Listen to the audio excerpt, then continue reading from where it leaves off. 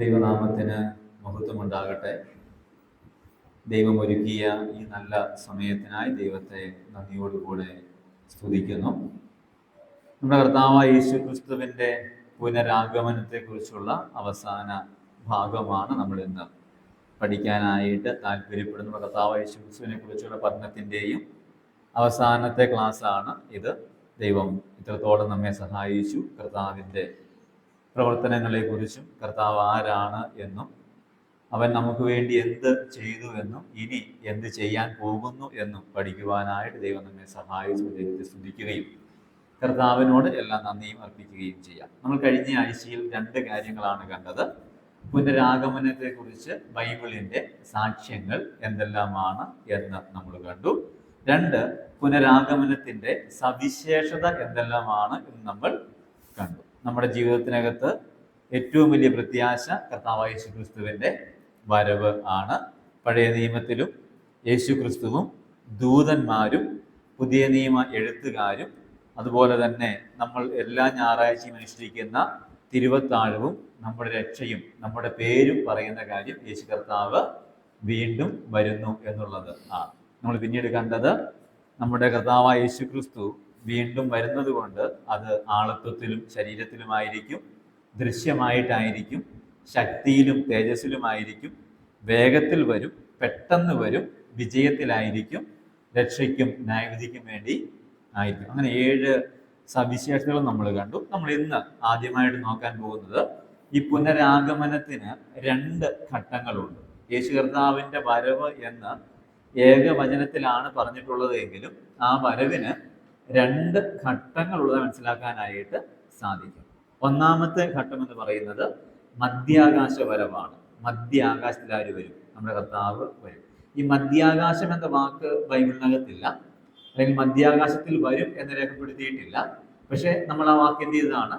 നമ്മൾ മനസ്സിലാക്കിയതാണ്. ഇത് മധ്യാകാശമാണ് എന്ന് നമ്മൾ മനസ്സിലാക്കിയതാണ്. എങ്ങനെയെന്ന് പറയാം. നമുക്ക് വാക്യം വായിക്കാം. തെസ്സലോനിക്കർക്ക് എഴുതിയ ലേഖനം 4-ാം അധ്യായം 16-17 വാക്യം. മധ്യാകാശ വരവിനെ കുറിച്ചുള്ള വേദഭാഗങ്ങളാണ്, സാക്ഷ്യമാണ് നോക്കുന്നത്. 1 തെസ്സലോനിക്കർ 4-ാം അധ്യായം 16-17 വാക്യം.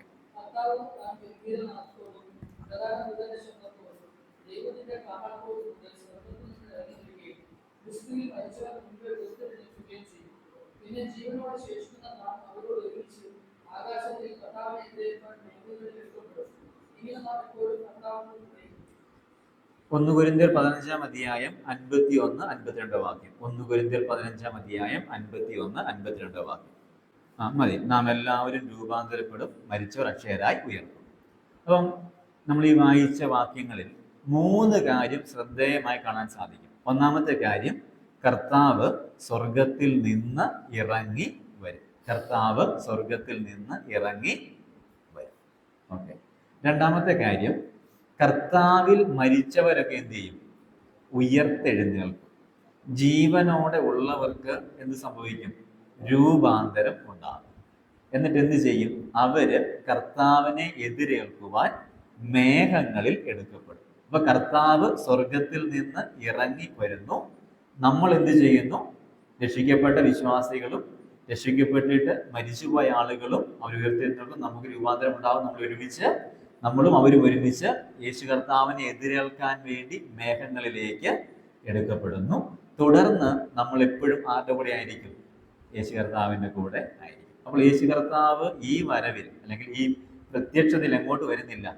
ഭൂമിയിലേക്ക് വരുന്നില്ല. എവിടം വരെ വരുന്നുള്ളൂ? നമ്മളും അങ്ങോട്ട് പോകുന്നു, കർത്താവും പകുതി ഇങ്ങോട്ട് വരുന്നു. പകുതി എന്ന് പറയാൻ പറ്റത്തില്ല, ഞാൻ ആശയം വേണ്ടി പറയുന്നത് മാത്രമേ ഉള്ളൂ. കർത്താവ് സ്വർഗത്തിൽ നിന്ന് ഇറങ്ങി വരും, നമ്മൾ ഇവിടുന്ന് മേഘങ്ങളിലേക്ക് എടുക്കപ്പെടും. അപ്പം ഒരു മധ്യഭാഗത്തായിട്ട് എന്ത് കാണും? നമ്മൾ യേശുവിനെ കാണും. ഇതാണ് മധ്യാകാശ വരവ് എന്ന് നമ്മൾ പറയുന്നത്.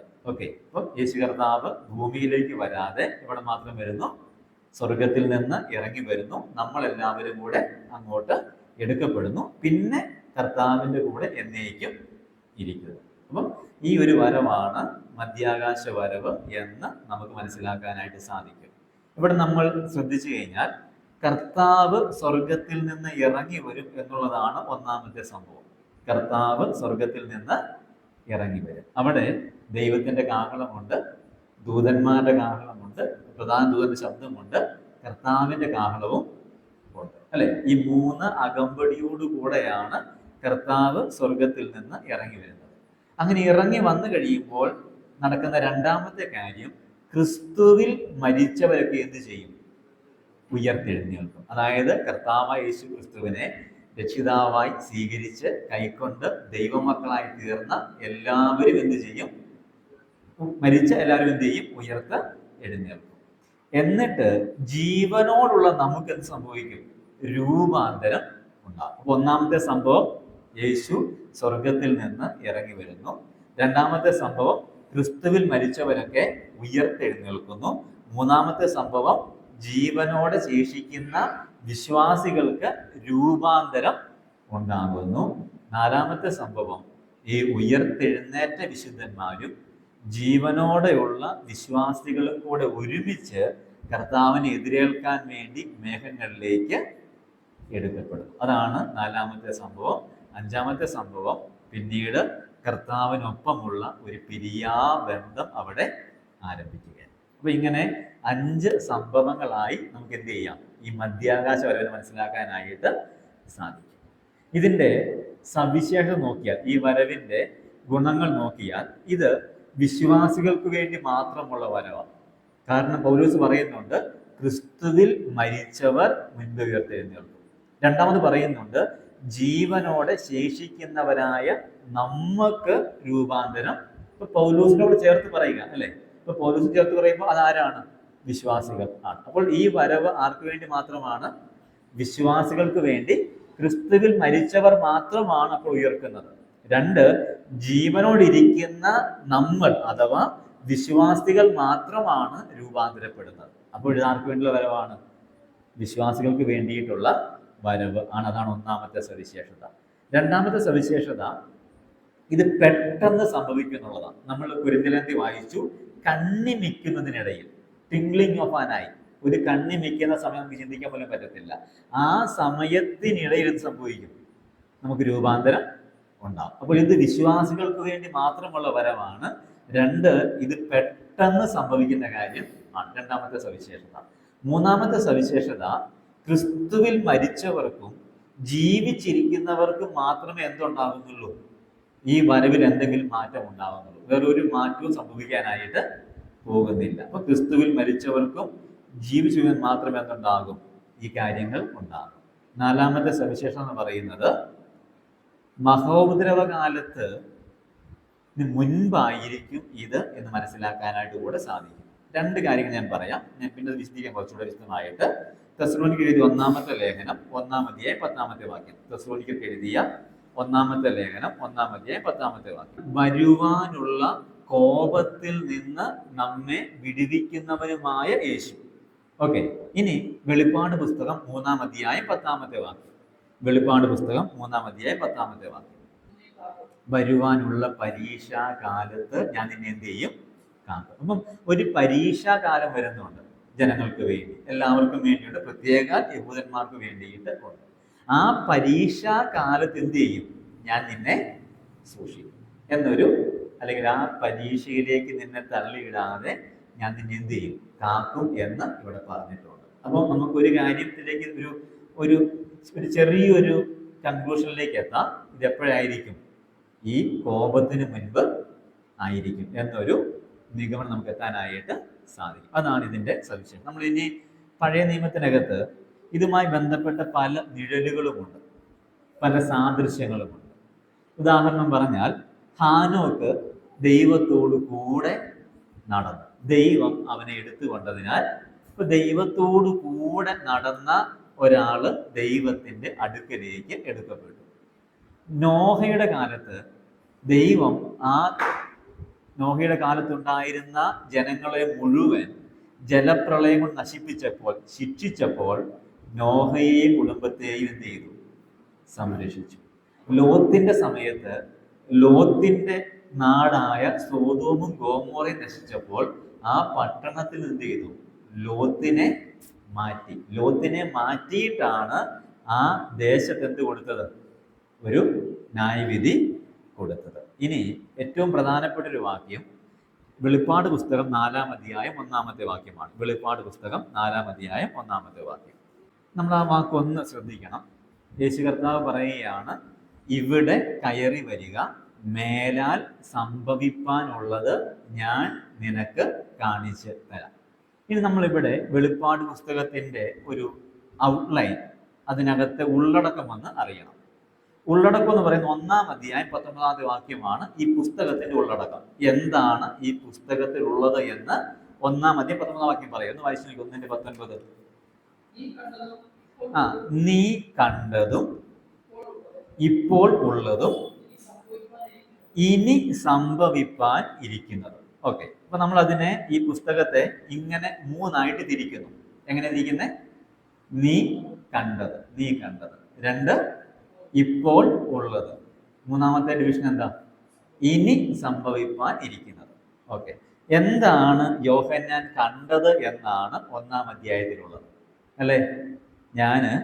യേശുവിൻ്റെ നോക്കിയേ, നമുക്ക് വേണേൽ തെളിയിക്കാം. 9-ാമത്തെ വാക്യം, 1-9 വാക്യം. നിങ്ങളുടെ സഹോദരനും യേശുവിൻ്റെ കഷ്ടതയിലും രാജ്യത്തിലും സഹിഷ്ണുതയിലും കൂട്ടാളിയുമായ യോഹന്നാൻ എന്ന ഞാൻ ദൈവവചനവും യേശുവിൻ്റെ സാക്ഷ്യവും നിമിത്തം പത്മോസ് എന്ന ദ്വീപിൽ ആയിരുന്നു.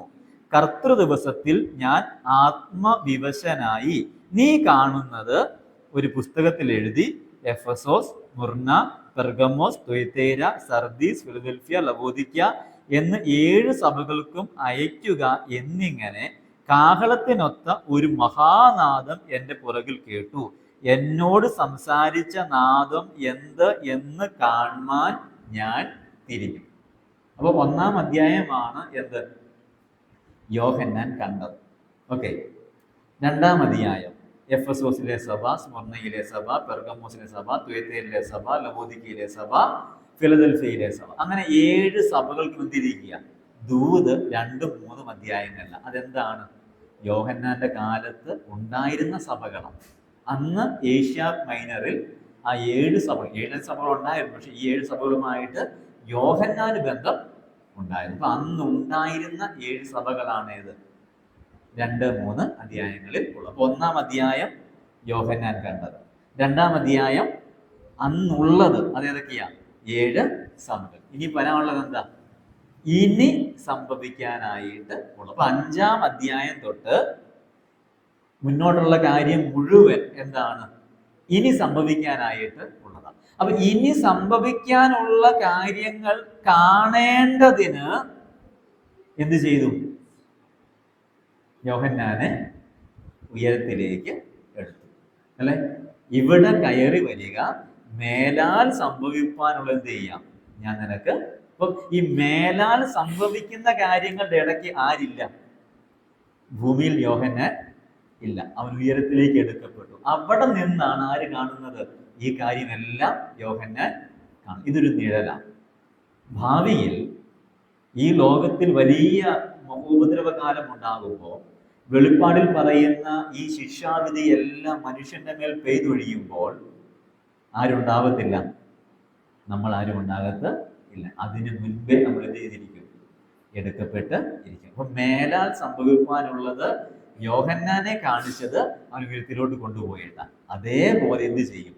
നമ്മളെയും ഉയരത്തിലോട്ട് കൊണ്ടുപോകും. ഇതാണ് മധ്യാകാശ വരവ് എന്ന് നമ്മൾ പറയുന്നത്. അപ്പം 2-ാം വരവിന്റെ 1-ാമത്തെ ഘട്ടം മധ്യാകാശ വരവ് ആണ്. 2-ാമത്തെ ഘട്ടം മഹത്വ പ്രത്യക്ഷതയാണ്. മഹത്വ പ്രത്യക്ഷത. നമുക്ക് വാക്യങ്ങൾ നോക്കാം. മത്തായി സുവിശേഷം 24:30 വാക്യം. മത്തായി 24:30. അപ്പോൾ മനുഷ്യപുത്രന്റെ അടയാളം ആകാശത്ത് വിളങ്ങും. അന്ന് ഭൂമിയിലെ സകല ഗോത്രങ്ങളും പ്രലാപിച്ചും കൊണ്ട് മനുഷ്യപുത്രൻ ആകാശത്തിലെ മേഘങ്ങളിൽ മഹാശക്തിയോടും തേജസ്സോടും കൂടെ വരുന്നത് കാണും. ഇപ്പൊ 2 കാര്യം അവിടെ പറഞ്ഞിട്ടുണ്ട്. 1-ാമത്തെ കാര്യം, മനുഷ്യപുത്രന്റെ അടയാളം ആകാശത്ത് വിളങ്ങും. 2-ാമത്തെ കാര്യം, സകല ഗോത്രങ്ങളും മനുഷ്യപുത്രന്റെ വരവ് കാണും. സകല ഗോത്രങ്ങളും മനുഷ്യപുത്രന്റെ വരവ് കാണും. ഇനി 2-ാമത്തെ വാക്യം 2 തെസ്സലോനിക്കർ 1:7 വാക്യം. 2 തെസ്സലോനിക്കർ 1:7. കർത്താവ് തൻ്റെ ശക്തിയുള്ള സകല ദൂതന്മാരുമായി അഗ്നിജ്വാലയിൽ പ്രത്യക്ഷനായി. അപ്പൊ അവിടെ പറയുന്ന കാര്യം ആദ്യം പറഞ്ഞു, ആകാശത്ത് മനുഷ്യപുത്രന്റെ അടയാളം വിളങ്ങും, സകല മനുഷ്യരും മനുഷ്യപുത്രന്റെ വരവ് കാണും.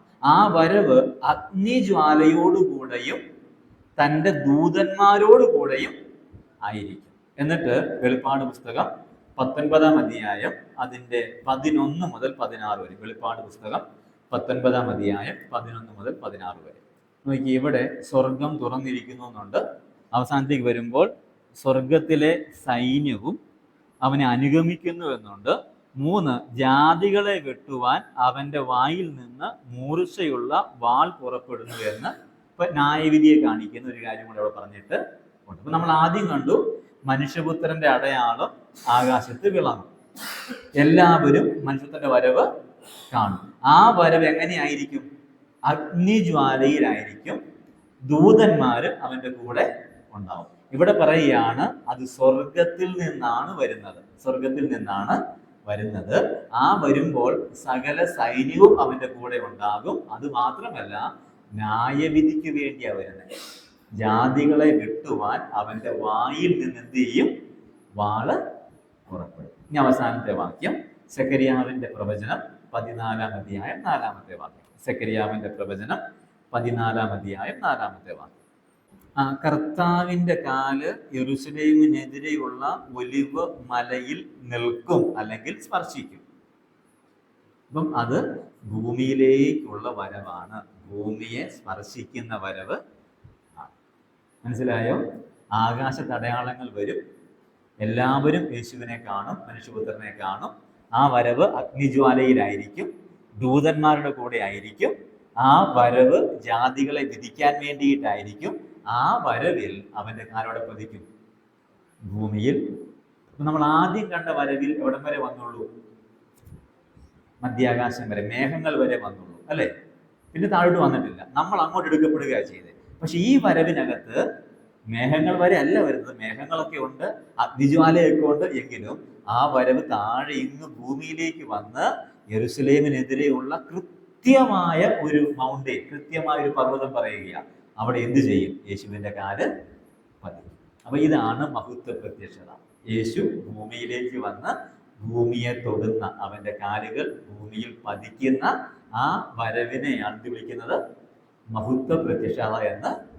ഒന്നാമത്തെ വരവ് മധ്യാകാശ വരവ്, അല്ലെങ്കിൽ വിശ്വാസികൾക്ക് വേണ്ടിയിട്ടുള്ള, സഭയ്ക്ക് വേണ്ടിയിട്ടുള്ള വരവ്. രണ്ടാമത്തെ വരവ് മഹത്വ പ്രത്യക്ഷത. അതെങ്ങോട്ടുള്ളതാണ്?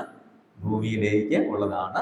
സ്വർഗത്തിൽ നിന്നാണ് വരുന്നത്, ദൂതന്മാരുടെ കൂടെയാണ് വരുന്നത്, അഗ്നിജ്വാലയിലാണ് വരുന്നത്. ആകാശത്തിന്റെ ദർശനമെല്ലാം കാണാനിടയായിട്ട് തീരും. ജാതികളെ ഭരിക്കാൻ വേണ്ടിയാണ് വരുന്നത്. കർത്താവിന്റെ കാലെന്ത് ചെയ്യും? ഭൂമിയെത്തോളം. ഇത്രയും കാര്യമാണ് രണ്ടാമത്തെ വരവിനെ കുറിച്ചുള്ള വാക്യങ്ങൾ. അവിടെ സംഭവിക്കുന്ന ഒരു 3 കാര്യങ്ങൾ ഒന്ന് വേഗത്തിൽ ഞാനൊന്ന് പറയാം. സംഭവിക്കുന്ന 3 പ്രധാനപ്പെട്ട കാര്യങ്ങൾ. ഒന്ന്, കർത്താവ് സ്വർഗത്തിൽ നിന്ന് ഇറങ്ങി വരും. അതാണ് ഒന്നാമത്തെ കാര്യം. രണ്ടാമത്തെ കാര്യം, അവന്റെ വരവ് അഗ്നിജ്വാലയിൽ ആയിരിക്കും. മൂന്നാമത്തെ കാര്യം, കർത്താവിൻ്റെ ഒപ്പം വിശുദ്ധന്മാരും ദൂതന്മാരും ഉണ്ടാകും. കർത്താവിൻ്റെ വിശുദ്ധന്മാരും ദൂതന്മാരും ഉണ്ടാകും. അതിനൊരു വാക്യം നമുക്ക് വായിക്കാം. യൂദയുടെ പുസ്തകം 14-15 വാക്യം. യൂദയുടെ പുസ്തകം 14, ലേഖനം 14-15 വാക്യം. 1000 വിശുദ്ധന്മാരോടുകൂടെ വന്നിരിക്കുന്നു എന്ന് പ്രവചിച്ചു. അപ്പൊ ആരുകൂടെ ഉണ്ട്? അതിൻ്റെ കൂടെ വിശുദ്ധന്മാരും കൂടെ ഉണ്ട്. സ്വർഗത്തിൽ നിന്നാണ് വരുന്നത്, ഭൂമിയിലേക്കാണ് വരുന്നത്. അവന്റെ കാലുകൾ ഒലിവുമലയിൽ സ്പർശിക്കുന്നുണ്ട്. ആ വരവിൽ ദൂതന്മാരുമുണ്ട്. പിന്നെ ആരുമുണ്ട്? വിശുദ്ധന്മാരും. 1000 വിശുദ്ധന്മാരോടുകൂടെ ഭൂമിയെ ന്യായം വിധിക്കുവാൻ യേശു കർത്താവ് വരികയും അവന്റെ കാല് ഒലിവുമലയിൽ സ്പർശിക്കുകയും ചെയ്യും. നമുക്കിനി മൂന്നാമതായിട്ട് ഈ വരവിന്റെ ഉദ്ദേശങ്ങൾ എന്തെല്ലാമാണ് എന്ന് വേഗത്തിലൊന്ന് നോക്കാം. എന്തിനാണ് യേശു കർത്താവ് വരുന്നത്? നമുക്ക് വേഗത്തിൽ ഒന്ന് പറഞ്ഞു പോകാം. പ്രധാനപ്പെട്ട ഉദ്ദേശം എന്താ? മധ്യാകാശ ഒരു ഉദ്ദേശം എന്താ? സഭയെ ചേർക്കുക, സഭയെ ചേർക്കുക. ഒത്തിരി ഉദ്ദേശങ്ങളുണ്ടെങ്കിലും പ്രധാനപ്പെട്ട ഉദ്ദേശം എന്താണ്? സഭയെ ചേർക്കുക, തൻ്റെ അടുക്കലേക്ക് സഭയെ സ്വീകരിക്കുക, തൻ്റെ കൂടെ വസിക്കുവാൻ വേണ്ടിയിട്ട് സഭയെ ഈ ഭൂമിയിൽ നിന്ന് തൻ്റെ അടുക്കലേക്ക് സ്വീകരിക്കുക. അത് മാത്രമല്ല, നമ്മുടെ രക്ഷയുടെ പൂർത്തീകരണം സാധ്യമാകുക. നമ്മൾ വായിക്കുന്നുണ്ട്, നാം ഇപ്പോൾ എന്താകും എന്ന് ഇതുവരെയും പ്രത്യക്ഷമായിട്ടില്ല. എന്നാൽ അവൻ പ്രത്യക്ഷനാകുമ്പോൾ താൻ ഇരിക്കുന്നത് പോലെ നാം അവനെ കാണുന്നതാകൊണ്ട് അവനോട് സദൃശന്മാരാകും എന്ന് നാം എന്ത് ചെയ്യുന്നു? നാം അറിയുന്നു. ഫിലിപ്പിയർ ലേഖനം 3-ാം അധ്യായത്തിന്റെ 20-21 വാക്യങ്ങളിലും നമ്മുടെ രക്ഷ പൂർത്തിയാകുന്ന കാര്യം പറഞ്ഞിട്ടുണ്ട്. ഓക്കെ, അപ്പം യേശു കർത്താവ് മധ്യാകാശത്തിൽ വരുന്നൊരു ഉദ്ദേശം എന്താ? സഭയെ ചേർക്കുക, രക്ഷ പൂർത്തിയാക്കുക. ഇതാണ് പ്രധാനപ്പെട്ട ലക്ഷ്യം, പ്രധാനപ്പെട്ട ഉദ്ദേശം. ഒരുപാട് കാര്യം പറയാൻ വേണ്ടി സാധിക്കുമെങ്കിലും നമുക്ക് പ്രധാന കാര്യം മാത്രം നോക്കി പോകാം. മധ്യാകാശത്തിൽ യേശു വരുന്ന സഭയെ ചേർക്കാനും നമ്മുടെ രക്ഷ പൂർത്തിയാക്കാനും വേണ്ടിയിട്ട് ആണ്. ഇനി യേശു ഈ ലോകത്തിലേക്ക് മഹത്വ പ്രത്യക്ഷത ചെയ്യുന്നതിന്റെ കാരണം എന്താ? ഈ ലോകത്തെ എന്ത് ചെയ്യുക? ന്യായം വിധിക്കുക. അവന്റെ വായിൽ നിന്ന് ജാതികളെ വെട്ടുവാനുള്ള വാൾ പുറപ്പെടുന്നു എന്ന് പറയുമ്പോൾ അത് എന്തിനെ കാണിക്കുന്നു? ന്യായവിധിയെ കാണിക്കുന്നു. വേറൊരു കാര്യം കൂടെ ഉണ്ട്, ഇസ്രായേലിനെ രക്ഷിക്കുക. അതും കൂടെ ഒരു ഉദ്ദേശമായിട്ട് ഉണ്ട്. ഈ റോമാലേഖനം 11-ാം അധ്യായം പഠിക്കുമ്പോൾ 9, 10, 11 അധ്യായം, ഇതൊരു ആ 3 അധ്യായങ്ങളുടെ പ്രത്യേകത യഹൂദന്മാരുടെ അല്ലെങ്കിൽ ഇസ്രായേൽ ജനങ്ങളുടെ വീണ്ടെടുപ്പിന്റെ ചരിത്രമാണ് അവിടെ പറയുന്നത്. അതാണ് അവിടുത്തെ പ്രധാന ഒരു വിഷയം. 9, 10, 11 അവിടെ പറയുന്ന ആശയം ഇത്രയേ ഉള്ളൂ. ചുരുക്കി ഞാൻ പറയാം.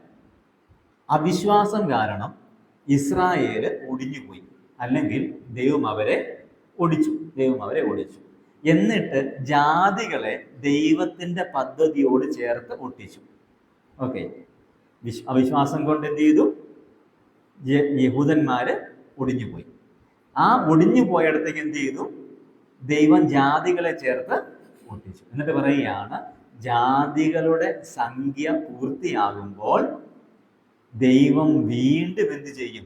ഇസ്രായേലിന് വേണ്ടി പ്രവർത്തിക്കും. ഇതാണ് 9, 10, 11 അധ്യായങ്ങൾ. അപ്പൊ ഇസ്രായേലിന് ഇനിയും എന്തുണ്ട്?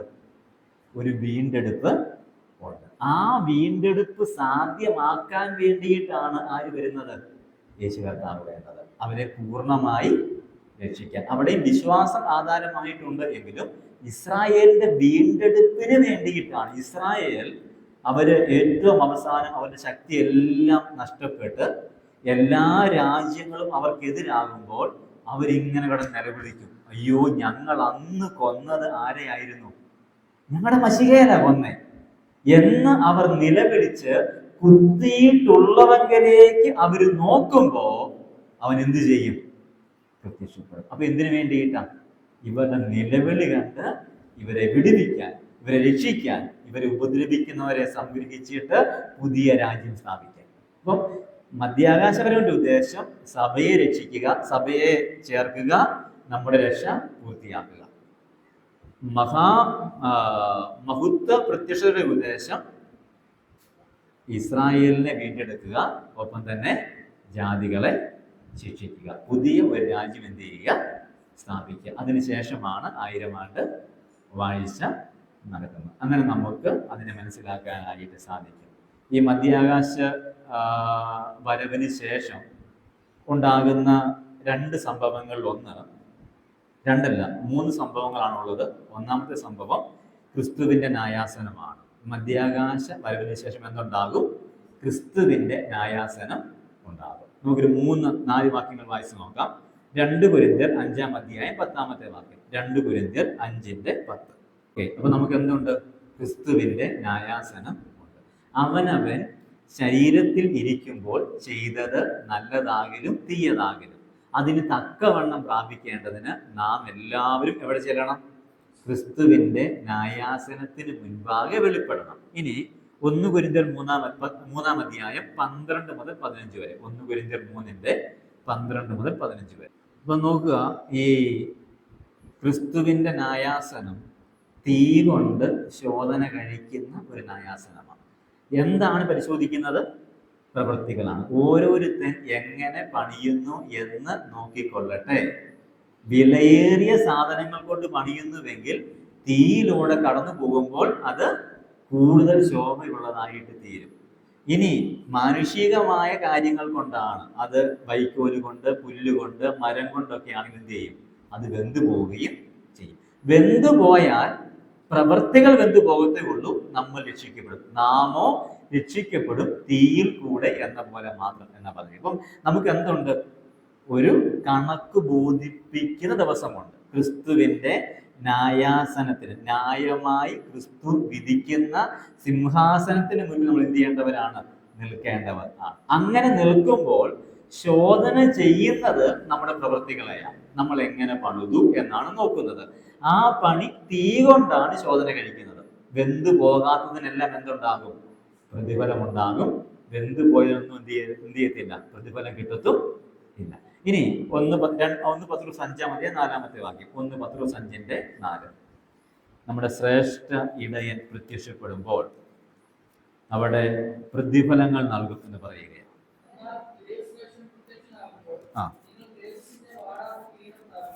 നിങ്ങൾ തേജസ്സിന്റെ വാടാത്ത കിരീടം പ്രാപിക്കും. 2 തിമോഥെയോസ് 4-ാം അധ്യായം 8-ാമത്തെ വാക്യം. 2 തിമോഥെയോസ് 4:8.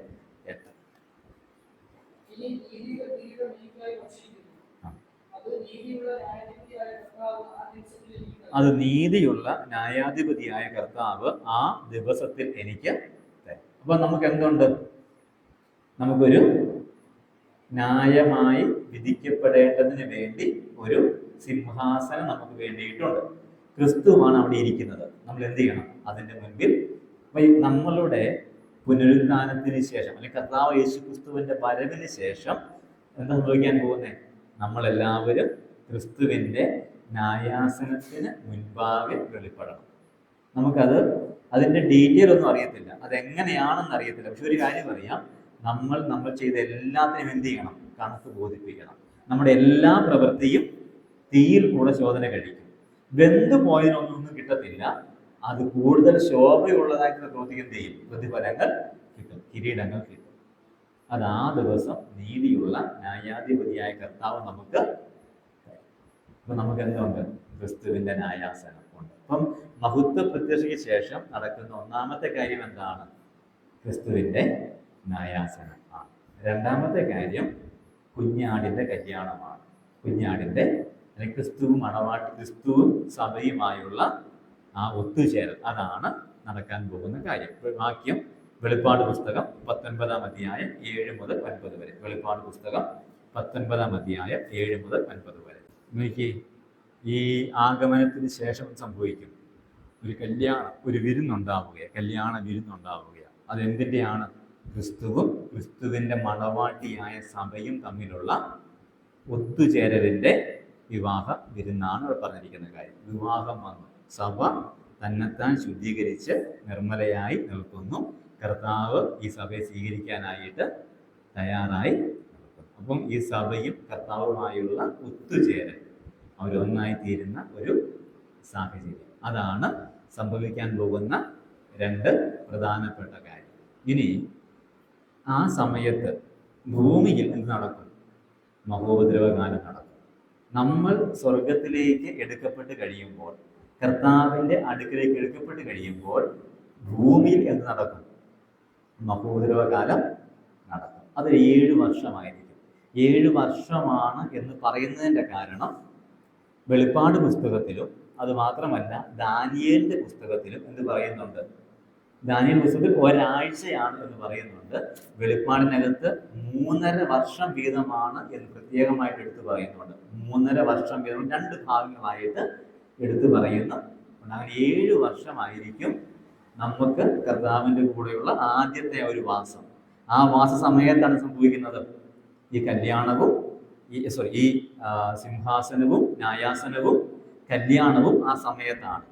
ആ സമയത്ത് ഭൂമിയിൽ മഹോപദ്രവകാലം ആണ്. അതാണ് വെളിപ്പാട് പുസ്തകത്തിനകത്ത് 6-ാം അധ്യായം തൊട്ട് 19 വരെ ഉള്ളത്, 18 വരെ ഉള്ളത് ആ ഒരു ന്യായവിധിയുടെ കാര്യം ആണ്. ഇത്രയും മനസ്സിലായോ? കർത്താവ് മധ്യാകാശത്തിൽ വരും. വന്നു കഴിയുമ്പോൾ നമ്മൾ എടുക്കപ്പെടുകയും നമ്മൾ അവിടെ ക്രിസ്തുവിൻ്റെ മുൻപിൽ ഹാജരാകുകയും ചെയ്യും. അവിടെ ഒരു കല്യാണം നടക്കും, അല്ലെങ്കിൽ ഒത്തുചേരൽ നടക്കും. ആ സമയത്ത് ഭൂമിയിൽ ഒരു ന്യായവിധി നടക്കും. അതിനെയാണ് മഹോപദ്രവകാലം എന്ന് നമ്മൾ വിളിക്കുക. ഇത് സ്പെഷ്യലി യഹൂദന്മാർക്ക് വേണ്ടിയിട്ടുള്ളതാണ്. അതിന്റെ കാരണം 70 ആഴ്ചവട്ടം എന്നൊരു വിഷയം ദാനിയേലിന്റെ പുസ്തകത്തിനകത്ത് ഉണ്ട്. 70 ആഴ്ചവട്ടം. ഈ 70 ആഴ്ചവട്ടത്തിൽ 69 ആഴ്ചവട്ടവും യഹൂദന്മാർക്ക് വേണ്ടി മാത്രമായിരുന്നു, സ്പെഷ്യലി ഫോർ ജൂസ്. അങ്ങനെയാണെങ്കിൽ ശേഷിക്കുന്ന ഒരാഴ്ചയും ആർക്ക് വേണ്ടി ആയിട്ടായിരിക്കും? യഹൂദന്മാർക്ക് വേണ്ടിയിട്ട് ആയിരിക്കും. മെയിൻലി യഹൂദന്മാർക്ക് വേണ്ടിയിട്ട് ആയിരിക്കും. പക്ഷെ അതേ ചുറ്റിപ്പറ്റി എല്ലാവർക്കും എന്തുണ്ടാകും? നഷ്ടം ഉണ്ടാകും. അതല്ലേ ലോകത്തിൽ വരുവാനുള്ള പരീക്ഷാ കാലത്ത് എല്ലാവർക്കും വേണ്ടിയാണ് വരുന്നതെങ്കിലും സ്പെഷ്യലി ആർക്ക് വേണ്ടിയിട്ടാണ്? യഹൂദന്മാർക്ക് വേണ്ടിയിട്ട് ആണ്. അവരുടെ വീണ്ടെടുപ്പിന് വേണ്ടിയിട്ട് ആണ്. അവർ കുത്തിയവങ്കിലേക്ക് നോക്കാൻ വേണ്ടിയിട്ടാണ്. അപ്പൊ ഇതാണ് ഈ പുനരാഗമനത്തിന് ശേഷം സംഭവിക്കാൻ പോകുന്ന കാര്യങ്ങൾ. നമ്മൾ രണ്ടാമത്തെ ഒരു ഭാഗമുണ്ട്, മഹത്വ പ്രത്യക്ഷത. നമ്മൾ അതിനുശേഷം കുറേ കാര്യം നടക്കും. ഞാനത് സമയത്തിന് പരിമിതി കൊണ്ട് അത്രയും ഡീറ്റെയിൽ ആയിട്ട് പോകുന്നില്ല, ജസ്റ്റ് ഒന്ന് പറഞ്ഞു പോകാം. മഹത്വത്തിന് ശേഷം കർത്താവ് ഭൂമിയിലേക്ക് വന്നു കഴിയുമ്പോൾ ഒരു യുദ്ധമുണ്ടാകും. ഓക്കെ, ഒരു യുദ്ധമുണ്ടാകും. ആ യുദ്ധത്തിന് ശേഷം ഈ എതിർ ക്രിസ്തു ഉണ്ടല്ലോ, നമ്മൾ ഈ അന്തിക്രിസ്തു പറയുന്ന എതിർ ക്രിസ്തു, ആന്റി ക്രൈസ്റ്റിനെയും അവന്റെ സൈന്യത്തെയും പരാജയപ്പെടുത്തിയിട്ട് പിശാചിനെ എന്ത് ചെയ്യും? 1000 വർഷത്തേക്ക് ബന്ധിക്കും. എന്നിട്ട് ഈ 1000 ആണ്ട് വാഴ്ച ദൈവം നടത്തും. 1000 ആണ്ട് കർത്താവ് ഭൂമിയെ വാഴും. 1000 ആണ്ടിന് ശേഷം വീണ്ടും ഈ പിശാചിനെ അഴിച്ചുവിട്ട് വീണ്ടും എന്ത് ചെയ്യും? ഇവൻ ജനത്തെ എല്ലാം ഒന്നുകൂടെ വശീകരിക്കും. അങ്ങനെ വശീകരിച്ച് ദൈവത്തിനെതിരെ മത്സരിക്കാൻ വേണ്ടി വരും. അങ്ങനെ മത്സരിക്കാൻ വേണ്ടി വരുമ്പോൾ ദൈവം തൻ്റെ വായിൽ നിന്ന് ന്യായവിധി പുറപ്പെട്ട് എല്ലാവരെയും ദഹിപ്പിച്ചു കളയും. അതിനുശേഷം അന്ത്യന്യായവിധി ഉണ്ടാകും. പിശാചിനെയും അവൻ്റെ ദൂതന്മാരെയും തീപ്പൊയ്കയിലേക്ക് തള്ളിക്കളയും. പിന്നീട് അന്ത്യന്യായവിധിയാണ്. അന്ത്യന്യായവിധിയിൽ എല്ലാവരെയും എന്ത് ചെയ്യും? അന്ത്യന്യായവിധിയിൽ വിശ്വാസികൾ ആരുമില്ല, രക്ഷിക്കപ്പെടാത്തവർ മാത്രമേ ഉള്ളൂ. അന്ത്യന്യായവിധിയിൽ ഹാജരാക്കപ്പെടുന്ന എല്ലാവരെയും എന്ത് ചെയ്യുകയാണ്? തീപ്പൊയ്കയിലേക്ക് തള്ളിക്കും. വെള്ള സിംഹാസനത്തിന്റെ മുൻപിൽ നിൽക്കുന്ന എല്ലാവരെയും എന്ത് ചെയ്യും? തീപ്പൊയ്കയിലേക്ക് തള്ളിക്കളയും. അതാണ് ഏറ്റവും അവസാനത്തെ ന്യായം. നമുക്ക് ന്യായവിധി അതിന് മുമ്പേ കഴിഞ്ഞു. നമ്മൾ ക്രിസ്തുവിനോട് ചേർന്നു, അല്ലെങ്കിൽ ക്രിസ്തുവിന്റെ കൂടെയാണ്. നമുക്ക് പിന്നെ ന്യായവിധി ഒന്നും, ശിക്ഷാവിധി നമുക്ക് ഇല്ല, ന്യായവിധി ഒന്നുമില്ല. നമുക്ക് കർത്താവിന്റെ കൂടെയാണ് നമുക്കുള്ളത്. ഒരു കുറേ വർഷം മുൻപ്, 1000-ൽ പരം വർഷം മുമ്പ് എന്ത് ചെയ്തു? ഓൾറെഡി കഴിഞ്ഞു. ഇതാണ് സംഭവിക്കാൻ പോകുന്ന കാര്യങ്ങൾ. നമുക്കിനി ഈ പുനരാഗമനത്തിന് എന്തെങ്കിലും അടയാളം ഉണ്ടോ എന്ന് നോക്കാം. പുനരാഗമനത്തിന് എന്തെങ്കിലും അടയാളങ്ങൾ ഉണ്ടോ?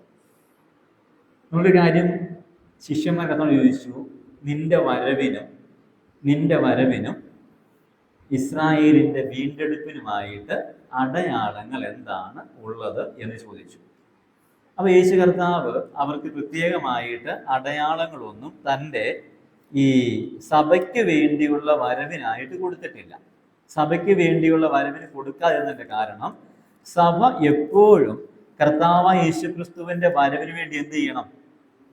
വരവിന് വേണ്ടി കാത്ത് ഇരിക്കണം. നോക്കിക്കേ, പ്രവൃത്തികളുടെ പുസ്തകം 1-ാം അധ്യായം അതിൻ്റെ 6, 7, 8 വാക്യം ഞാൻ വായിക്കാം. ഒരുമിച്ച് കൂടിയിരുന്നപ്പോൾ അവർ അവനോട്, കർത്താവേ, നീ ഇസ്രായേലിന് ഈ കാലത്തിലോ രാജ്യം യഥാസ്ഥാനത്താക്കി കൊടുക്കുന്നത് എന്ന് ചോദിച്ചു. അവൻ അവരോട്, അഥവാ യേശു അവരോട്, പിതാവ് തൻ്റെ സ്വന്തം അധികാരത്തിൽ വെച്ചിട്ടുള്ള കാലങ്ങളെയോ സമയങ്ങളെയോ അറിയുന്നത് നിങ്ങൾക്കുള്ളതല്ല. എന്നാൽ പരിശുദ്ധാത്മാ വരുമ്പോൾ നിങ്ങൾ ശക്തി ലഭിച്ചിട്ട് യെരുശലേമിലും യഹൂദിയിലും എല്ലായിടത്തും ശമരിയിലും ഭൂമിയുടെ അറ്റത്തോളം എൻ്റെ സാക്ഷികളാകും എന്ന് പറഞ്ഞു. അതായത് സഭയ്ക്ക് വേണ്ടിയുള്ള വരവിന് എന്തില്ല? മധ്യാകാശ വരവിന്, സഭയ്ക്ക് വേണ്ടിയുള്ള വരവിന് മുൻപ് ഒരടയാളങ്ങളുമില്ല. കാരണം എന്താ? നമ്മൾ യേശു കർത്താവിനെ എപ്പോഴും കാത്തിരിക്കണം. ഒരടയാളം തന്നാൽ ആ അടയാളം കണ്ട ശേഷം മാത്രം എന്ത് ചെയ്താൽ മതി? കാത്തിരുന്നാൽ മതി, അല്ലേ? അടയാളം ഉണ്ടെങ്കിൽ ആ അടയാള ശേഷം മാത്രം കാത്തിരുന്നാൽ മതി. അതുകൊണ്ട് സഭയ്ക്ക് വേണ്ടിയുള്ള വരവിന് യാതൊരു അടയാളങ്ങളും ഇല്ല. ഞാൻ പറഞ്ഞു, കർത്താവിന്റെ വരവിന് 2 ഘട്ടങ്ങളുണ്ട്, അല്ലെ? രണ്ടാമത്തെ ഘട്ടം ഏതാ? മഹത്വ പ്രത്യക്ഷത. അതിനു മുൻപ് ചില അടയാളങ്ങൾ ഉണ്ട്. അല്ലെങ്കിൽ അതുമായി ബന്ധപ്പെട്ട് നടക്കാൻ പോകുന്ന കാര്യങ്ങളിൽ ചില അടയാളങ്ങളുണ്ട്. അപ്പൊ നമുക്ക് ഒരു കാര്യം മനസ്സിലാക്കാം, ഈ മഹത്വ പ്രത്യക്ഷതയ്ക്ക് വേണ്ടി ലോകം ഒരുങ്ങുമ്പോൾ അതിന് മുൻപ് ആര് വരും? യേശു കർത്താവ് വരും. മനസ്സിലായോ? അതായത് സഭയുടെ എടുക്കപ്പെടലിന് ശേഷം നടക്കാൻ പോകുന്ന 7 വർഷക്കാലവും അതിന്റെ ഒടുവിലായുള്ള മഹത്വ പ്രത്യക്ഷതയും. ആ മഹത്വ പ്രത്യക്ഷതയ്ക്ക് വേണ്ടിയും ഈ 7 വർഷത്തിന് വേണ്ടിയുള്ള ഒരുക്കങ്ങൾ ഭൂമിയിൽ നടക്കുമ്പോൾ അതിന്റെ അർത്ഥം ഈ ഒരുക്കമൊക്കെ പൂർത്തിയാകും മുൻപ് ആര് വരും? യേശു ക്രിസ്തു. ഇത് നമുക്കുള്ള അടയാളമല്ല, ഇത് ലോകത്തിന്റെ ഒരുക്കമാണ്. എന്തിനു വേണ്ടിയുള്ള ഒരുക്കമാണ്? ക്രിസ്തുവിന്റെ മഹത്വ പ്രത്യക്ഷയ്ക്ക് വേണ്ടിയിട്ടുള്ള ഒരുക്കം ആണ്. അങ്ങനെയാണെങ്കിൽ അതിന് മുൻപ് ആര് വരും? ക്രിസ്തു. നമുക്ക് ഒന്നാമത്തെ ഒരു അടയാളം നോക്കാം. ദാനിയേലിന്റെ പുസ്തകം 9-ാം അധ്യായം 27-ാമത്തെ വാക്യം. ദാനിയേലിന്റെ പുസ്തകം 9-ാം അധ്യായം 27-ാമത്തെ വാക്യം. ഒരു ഉടമ്പടി അവിടെ സ്ഥാപിക്കുന്ന കാര്യം രേഖപ്പെടുത്തിയിട്ടുണ്ട്, അല്ലെ? ഒരു ഉടമ്പടി സ്ഥാപിക്കുകയും അത് ഈ മധ്യഭാഗമാകുമ്പോൾ, അതായത് അവസാന ആഴ്ചയുടെ മധ്യഭാഗം, അതായത് 7 വർഷത്തിന്റെ മധ്യഭാഗം, അത് എത്ര വർഷമാണ്? 3.5 വർഷം. 3.5 വർഷമാകുമ്പോൾ ലംഘിക്കപ്പെടുകയും ചെയ്യും എന്ന് ആ വാക്യം. അവൻ ഒരു ആഴ്ചവട്ടത്തേക്ക് പലരോടും നിയമത്തെ കഠിനമാക്കും. ആഴ്ചവട്ടത്തിന്റെ മധ്യേ അവൻ ഹനനയാകവും ഭോജനയാകവും നിർത്തലാക്കി കളയും. അപ്പൊ ഒരു സമാധാന ഉടമ്പടി ആദ്യം ഉണ്ടാകും. ഓക്കെ, ഒരു സമാധാന ഉടമ്പടി ആദ്യം ഉണ്ടാകും. ഇതാരുമായിട്ടാ? യഹൂദന്മാരുമായിട്ട്, ഇസ്രായേൽ മക്കളുമായിട്ട് ഒരു സമാധാന ഉടമ്പടി ഉണ്ടാകും. സമാധാന ഉടമ്പടി 7 വർഷത്തിന്റെ പകുതിയാകുമ്പോൾ എന്ത് ചെയ്യും? ആ ഉടമ്പടി ലംഘിക്കും. ഉടമ്പടി ലംഘിക്കും. അപ്പോഴാണ് ഇസ്രായേൽ ജനം മനസ്സിലാക്കുന്നത്, ഈ വന്നയാള് ആരല്ല, മശിഹയല്ല, അവരുടെ വീണ്ടെടുപ്പുകാരനല്ല, പിന്നെ ആരാണ്? ഇവരുടെ ശത്രുവാണെന്ന് അപ്പോഴാണ് മനസ്സിലാകുന്നത്. അപ്പോൾ ഒന്നാമത്തെ കാര്യം ഒരു ഉടമ്പടിയാണ്, യഹൂദന്മാരുമായുള്ള ഒരു ഉടമ്പടി. നമ്മുടെ വാർത്തകൾ പരിശോധിച്ചാൽ നമുക്കറിയാം, ഈ ട്രംപ് അധികാരത്തിൽ വന്നതിന് ശേഷം മാത്രം യഹൂദന്മാരുമായിട്ട് എന്തുണ്ടായിട്ടുണ്ട്? പല ഉടമ്പടികളും ഉണ്ടായിട്ടുണ്ട്. പ്രത്യേകിച്ച് അദ്ദേഹം ഈ മുസ്ലിം രാഷ്ട്രങ്ങളിൽ പോലും വന്ന് 2023 തോന്നുന്നു, മുസ്ലിം രാഷ്ട്രങ്ങൾ പോലും വന്ന് കുവൈറ്റിലൊക്കെ ഒന്ന് എന്ത് ചെയ്തു? അദ്ദേഹം ഉടമ്പടികൾ സ്ഥാപിച്ചു. അദ്ദേഹത്തിന് മധ്യസ്ഥൻ ആരാ? ട്രംപാണ്. ഒരു സൈഡിൽ ആരുണ്ട്?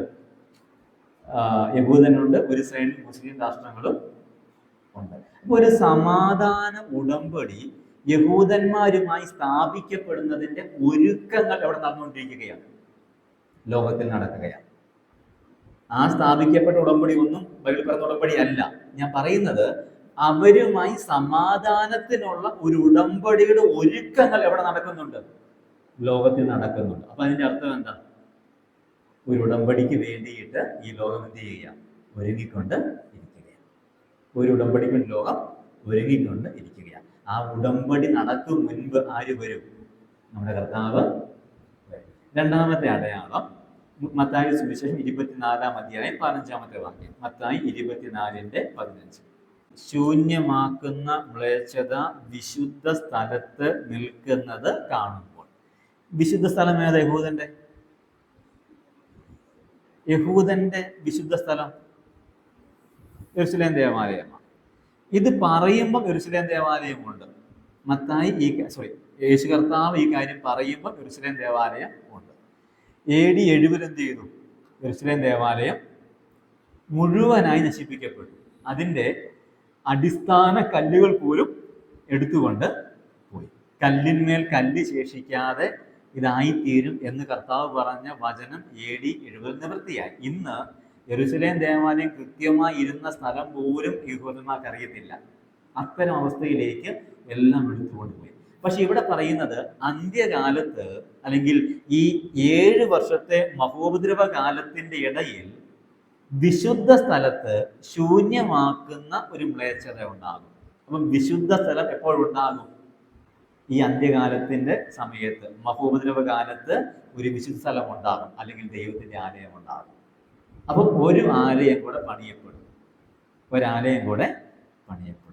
യെരുശലേമിൽ ടെമ്പിൾ മൗണ്ട് എന്ന് പറയുന്ന ഒരു സ്ഥലമുണ്ട്, ഒരു ചെറിയൊരു സ്ഥലം. അവിടെ ദേവാലയം പണിക്ക് ആവശ്യമായ എല്ലാ സാധനങ്ങളും മുൻകൂട്ടി ഒരുക്കിയിട്ടുണ്ട്. എപ്പോൾ പെർമിഷൻ കിട്ടുന്നോ വിത്തിൻ മണിക്കൂറുകൾ കൊണ്ട് ഒരു ദേവാലയം പണിത് പൂർത്തിയാക്കാനുള്ള സർവ്വസന്നാഹവുമായി യഹൂദന്മാർ റെഡിയാണ്. ഗൂഗിളിലൊക്കെ കയറി നോക്കിയാൽ ടെമ്പിൾ മൗണ്ട് നോക്കി കഴിഞ്ഞാൽ നമുക്കത് കാണാൻ പറ്റും. യൂട്യൂബിലൊക്കെ ഒത്തിരി വീഡിയോസ് അതിനെക്കുറിച്ചുണ്ട്. അവരെന്തെല്ലാം കാര്യം ഒരുക്കി വെച്ചിട്ടുണ്ട്. ഈവൻ പുരോഹിതന്മാർക്ക് വേണ്ടിയുള്ള വസ്ത്രം, യാഗം കഴിക്കേണ്ട മൃഗങ്ങൾ, അതിനകത്തുള്ള എല്ലാ സാധനങ്ങളും സജ്ജീകരിച്ച് കഴിഞ്ഞിരിക്കുകയാണ്. പെർമിഷൻ കിട്ടി അപ്പോൾ തന്നെ എന്ത് ചെയ്തിരിക്കും അവർ ഈ ആലയം. അപ്പം ഒരാലയം ഉണ്ടാകും എന്ന് ബൈബിൾ പറയുന്നു. എപ്പോൾ? മഹോപദ്രവ കാലത്ത്. അങ്ങനെയാണെങ്കിൽ ആലയം പണിത് അതിൻ്റെ നടുവിൽ ശൂന്യമാക്കുന്ന, അതിൻ്റെ പവിത്രത ഇല്ലാതാക്കുന്ന ഒരു മ്ലേച്ഛത ഉണ്ടാകുന്നതിന് മുൻപ് ആര് വരും? നമ്മുടെ കർത്താവ് വരും. അപ്പോൾ യഹൂദനുമായി ഒരു സമാധാന ഉടമ്പടിക്ക് ലോകം തയ്യാറാകുമ്പോൾ നമ്മൾ അറിയണം, ഇത് അന്ത്യകാലത്തിന് വേണ്ടിയിട്ടുള്ള ഒരുക്കമാണ്. അതിനു മുൻപ് കർത്താവ് വരും. 2, യഹൂദൻ ഒരു ദേവാലയം പണിയാൻ വേണ്ടി ഒരുങ്ങുമ്പോൾ നമ്മൾ മനസ്സിലാക്കണം, അന്ത്യകാലത്ത് ദേവാലയം ഉണ്ടാകും എന്ന് കർത്താവ് പറഞ്ഞിട്ടുണ്ട്. അങ്ങനെയാണെങ്കിൽ ഈ അന്ത്യകാല ദേവാലയം പണിയപ്പെടും മുൻപ് ആര് വരും? നമ്മുടെ കർത്താവ് പണിയപ്പെടും മുൻപോ അതുമായി ബന്ധപ്പെട്ടോ നമ്മുടെ കർത്താവ് വരും. മൂന്നാമത്തെ അടയാളം 24-ാം അധ്യായം തന്നെ 16 മുതൽ 19 വരെയും യെശയ്യാവിന്റെ പുസ്തകം 26-20. മൂന്നാമത്തെ അടയാളം മത്തായി 24-ാം അധ്യായം തന്നെ 16 മുതൽ 19 വരെ. അന്ന് യഹൂദയിലുള്ളവർ മലകളിലേക്ക് ഓടിപ്പോകട്ടെ. വീടിന് പുറത്താണെങ്കിൽ അകത്തോട്ട് ഇറങ്ങരുത്. വയലിലുള്ള ആളും പുറത്തോട്ട് പോകരുത്. ആ ഒരു അവസ്ഥയിൽ വളരെ ബുദ്ധിമുട്ടുള്ള സമയമായിരിക്കും. മതി 26-ന്റെ 20-ാമത്തെ വാക്യം. 26-ന്റെ 20. യെശയ്യാവ് 26-ന്റെ 20. യെശയ്യാവ് 26-ന്റെ 20. അല്പനേരത്തേക്ക് ഒളിച്ച് ഇരിക്കുക. അകത്തുള്ളവൻ പുറത്തോട്ടും പുറത്തുള്ളവൻ അകത്തോട്ടും വരാതെ ഒരു പ്രത്യേകമായ സ്ഥലത്ത് ഒളിച്ചിരിക്കേണ്ട ഒരവസ്ഥ ഉണ്ടാകും എന്ന് ദൈവം മുന്നമേ പ്രവചിച്ചു. നിങ്ങളൊന്ന് ആലോചിച്ച് നോക്കിയേ, 1948-ലാണ് യഹൂദന് സ്വാതന്ത്ര്യം കിട്ടിയത്. ആ സ്വാതന്ത്ര്യം കിട്ടിക്കഴിഞ്ഞ ശേഷം അവരാദ്യം ചെയ്യുന്ന കാര്യം, അല്ലെങ്കിൽ ആദ്യം ഇനിഷ്യേറ്റെടുക്കുന്ന കാര്യം, ഒരു സുരക്ഷിതമായ സ്ഥലം ഉണ്ടാക്കാൻ വേണ്ടിയിട്ടാണ്. ബങ്കറുകൾ ഉണ്ടാക്കാൻ വേണ്ടിയിട്ടാണ് ശ്രമിക്കുന്നത്. ഒരു യുദ്ധം ഉണ്ടായാൽ എന്ത് ചെയ്യുക? അവിടെ പോയി ഒളിക്കുക.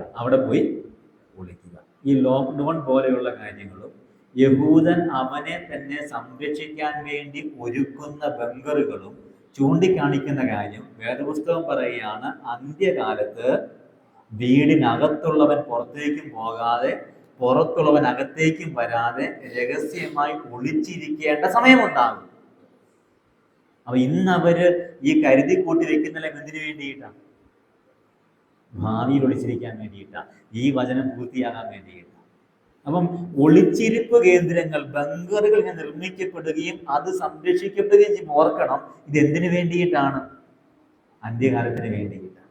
അപ്പൊ ഈ ലോകം മഹോപദ്രവ കാലത്തിന് വേണ്ടി ഒരുങ്ങിക്കൊണ്ടിരിക്കുകയാണ്. സമാധാന ഉടമ്പടി ഉണ്ടാകുന്നു, ദേവാലയ നിർമ്മാണത്തിന് വേണ്ടി ഒരുക്കം ഉണ്ടാകുന്നു, ഈ രഹസ്യ കേന്ദ്രങ്ങൾ ഉണ്ടാകുന്നു, രഹസ്യമായി ഒളിച്ചിരിക്കാനുള്ള സങ്കേത നഗരങ്ങൾ, സങ്കേത സംവിധാനങ്ങൾ അവർക്ക് ഉണ്ടാകും. അപ്പൊ ഇതെല്ലാം എന്തിനു വേണ്ടിയിട്ടാണ്?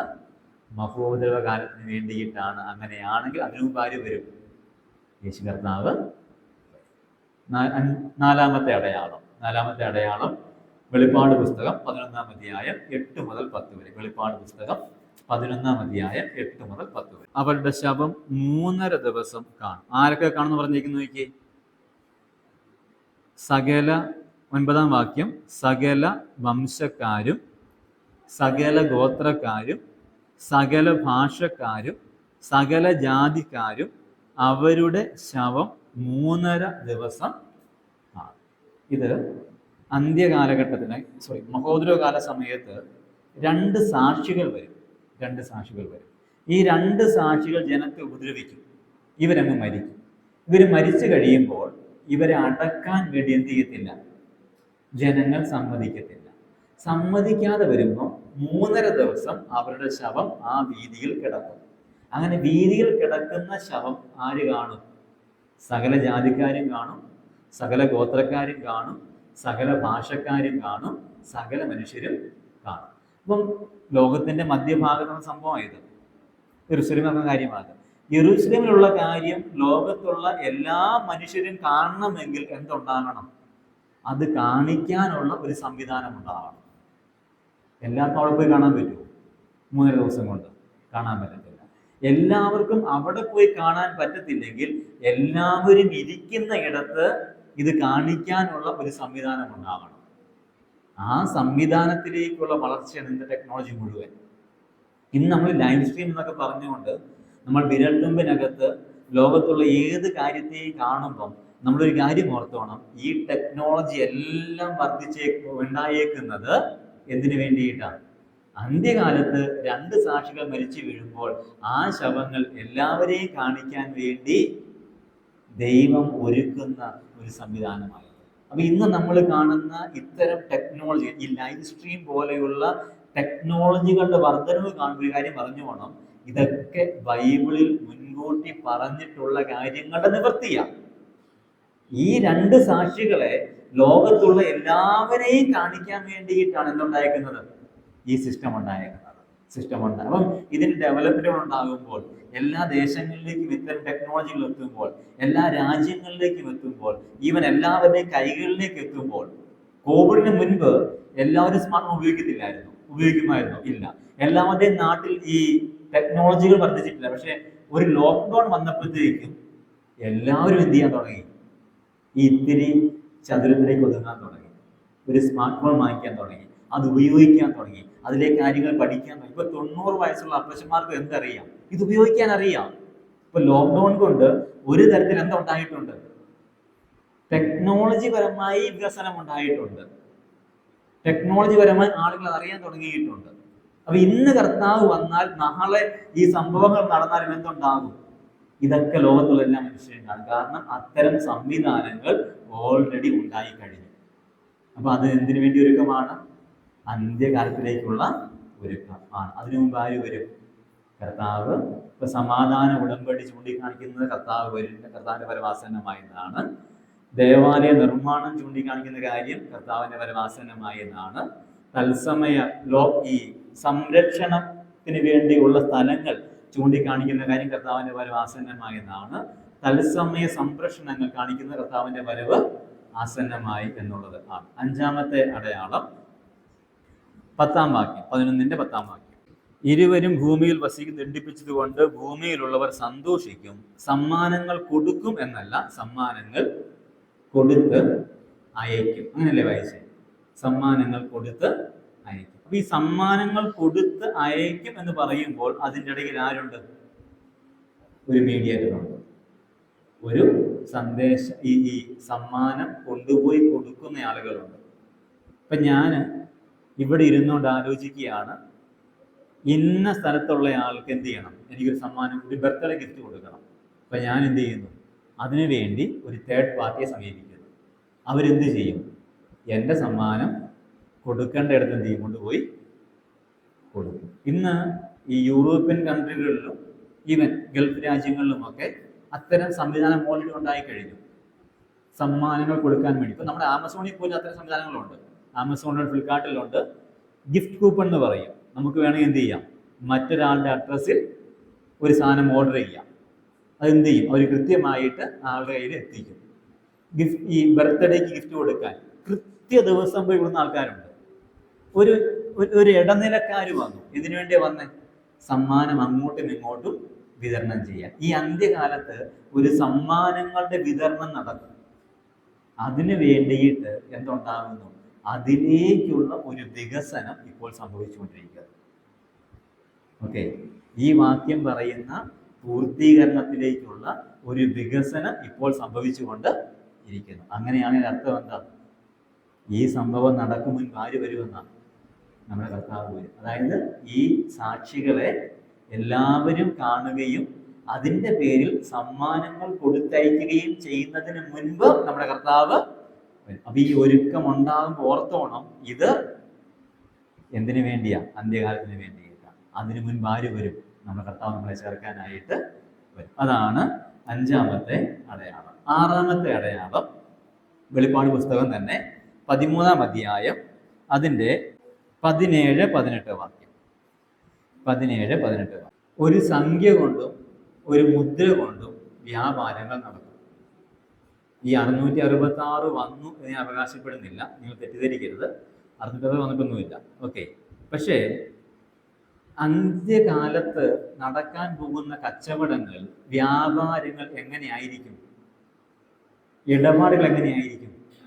മുദ്ര കൊണ്ടും നമ്പർ കൊണ്ടും ആയിരിക്കും. അപ്പൊ ഇന്നുണ്ടായിരിക്കുന്ന ഈ ക്യാഷ്ലെസ്, ഈ എന്ത് പറയും, ഈ കറൻസിലെസ് അല്ലെ, നോട്ടുകൾ വേണ്ട, ഈ മണി മതി അല്ലെ, ആ ഒരു അവസ്ഥയിലേക്ക് വന്നു കഴിഞ്ഞു. ഇന്ന് ചായ കുടിച്ചാൽ പോലും ആളുകൾ എന്ത് ചെയ്യാൻ തുടങ്ങി?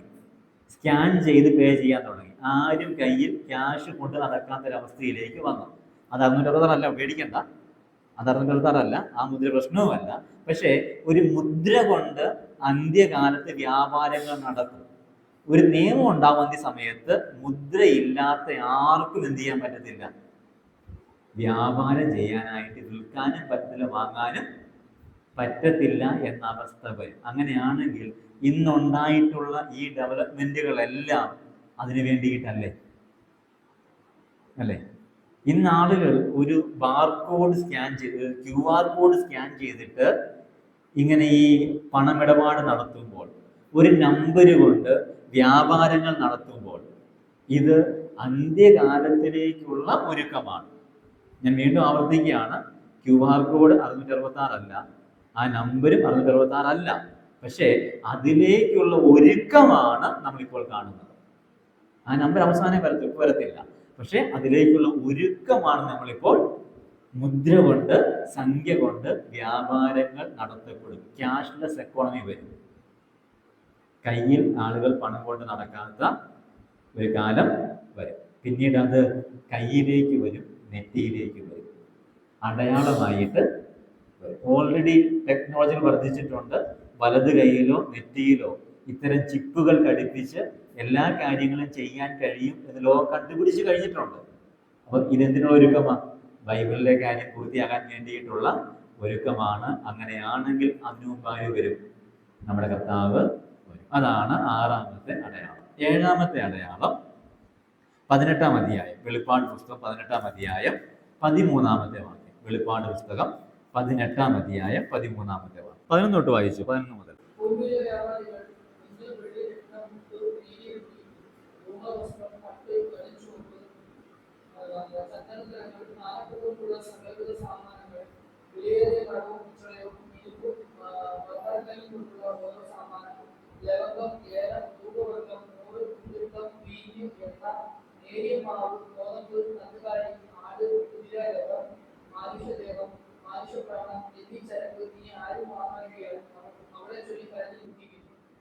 ഇത് അന്ത്യകാലത്തുള്ള വ്യാപാരത്തിന്റെ പട്ടിക പറയുന്നത്. എന്തെല്ലാം സാധനം അന്ത്യകാലത്ത് വിൽക്കപ്പെടുന്ന പറയുന്നത്. ഞാൻ അതിനകത്തുനിന്ന് 2 കാര്യം മാത്രം ചൂണ്ടിക്കാണിക്കാം.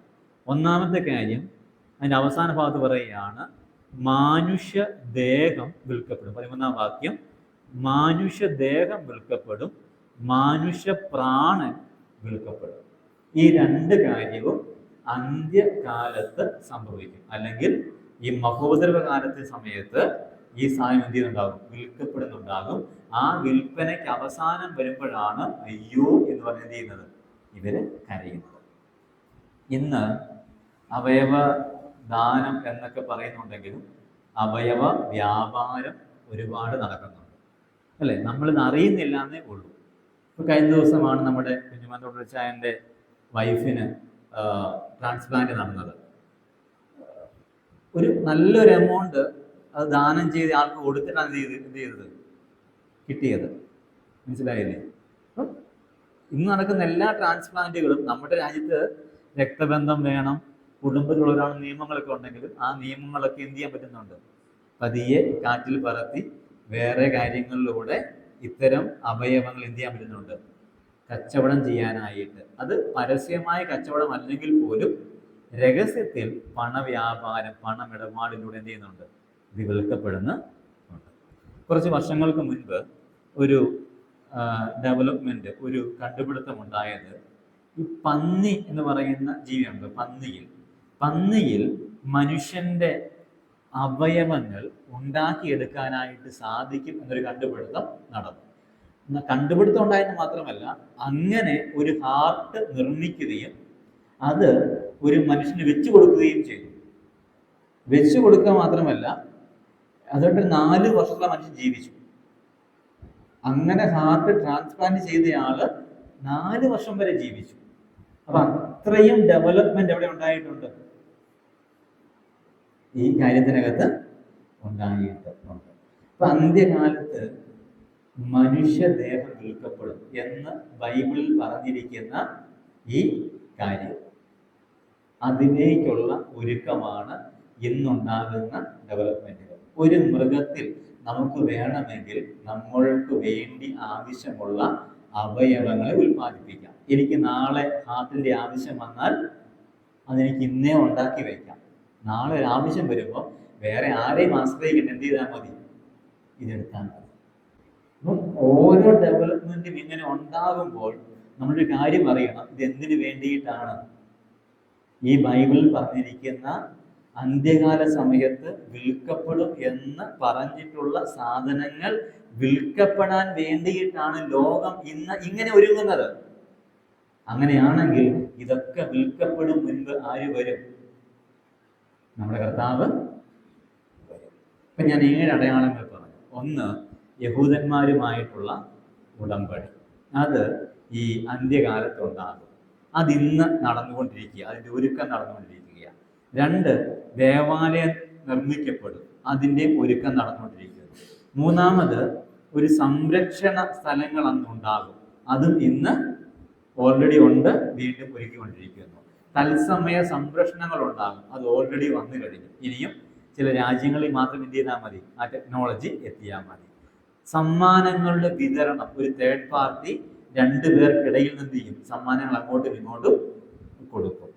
6 കാര്യം, വ്യാപാരം മുദ്രയിലൂടെയും സംഖ്യയിലൂടെയും ആയിരിക്കും, അത് നടന്നുകൊണ്ടിരിക്കുകയാണ്.